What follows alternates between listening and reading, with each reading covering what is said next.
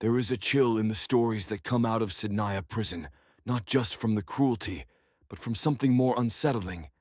The claim that inside those walls, the regime built what survivors now call the salt rooms. This isn't hearsay from propaganda alone. These are voices of men who say they lived it. One former prisoner, who asked to remain anonymous and is known as Abdo, describes the moment he was shoved into a cold, dim chamber. It was winter 2017, and he'd already spent years inside Sednaya, guarded by men who carried quiet brutality.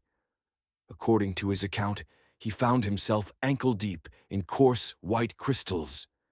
The mineral floor glinted in the dull light. It looked like salt. At first, he wondered if he was hallucinating. He was starving. His prison rations barely contained any salt by his own recollection. But as he moved, he felt something cold underfoot. A leg, he said. A body half buried in the salt. Another. Two more. Corpses lying among the crystals. That room, survivors claim, wasn't just a cell.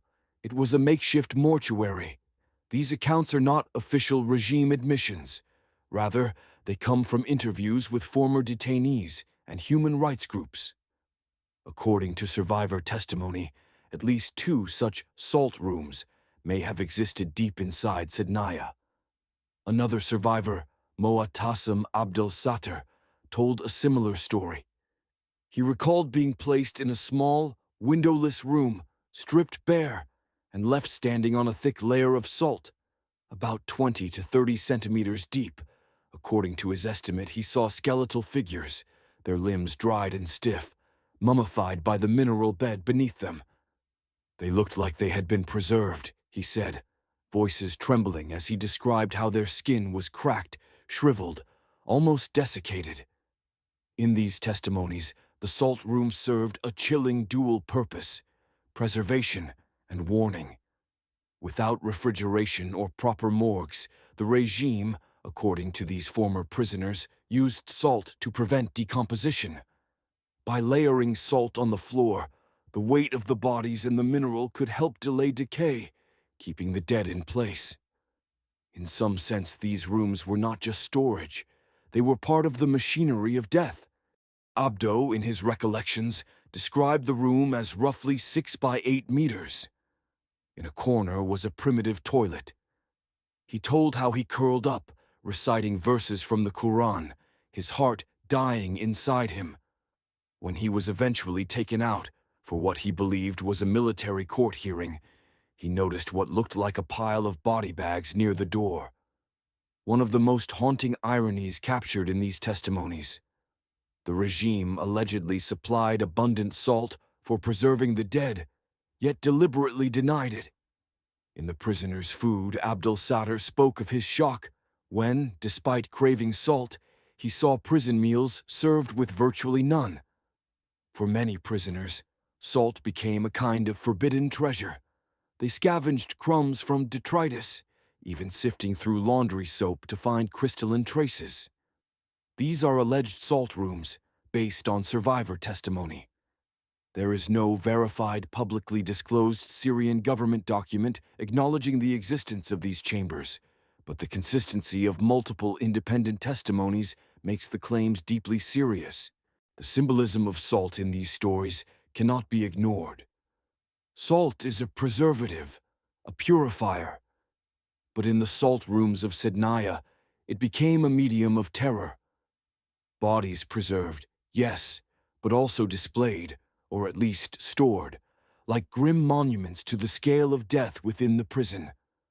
One former detainee speculated that these salt rooms were part of an industrial killing system. Some ex-prisoners believe the purpose was as much psychological as practical. The sight and smell of human bodies among salt crystals is, by their account, deeply traumatic. It was not simply death, it was a message. Even in death you remain under control. An echo, long after life has slipped away. For survivors like Abdo, that memory never left. He said the day he walked into the salt room was the hardest day of his life. They have all this salt, but don't put any in our food, he said, voice breaking. He survived, but he carried the story with him, and he believes the salt rooms were deliberately built to store and dehumanize.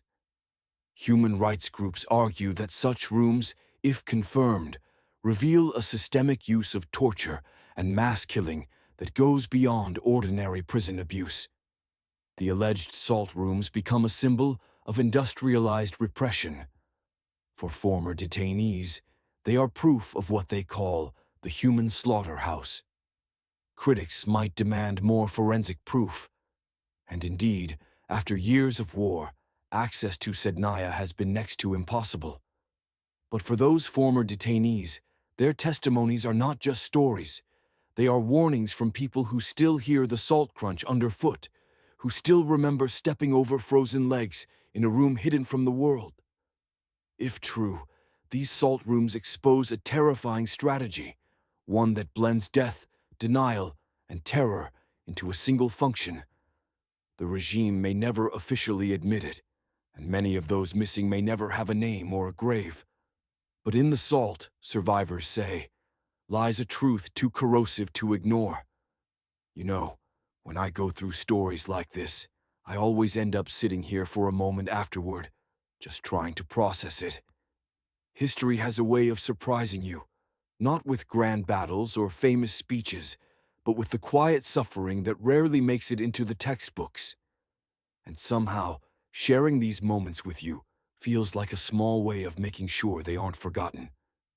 If you've made it all the way to this point, honestly, thank you. Most people click away long before the difficult parts even begin. The fact that you're still here says something about you, about your curiosity, or your empathy, or maybe just your commitment to understanding the past a little better.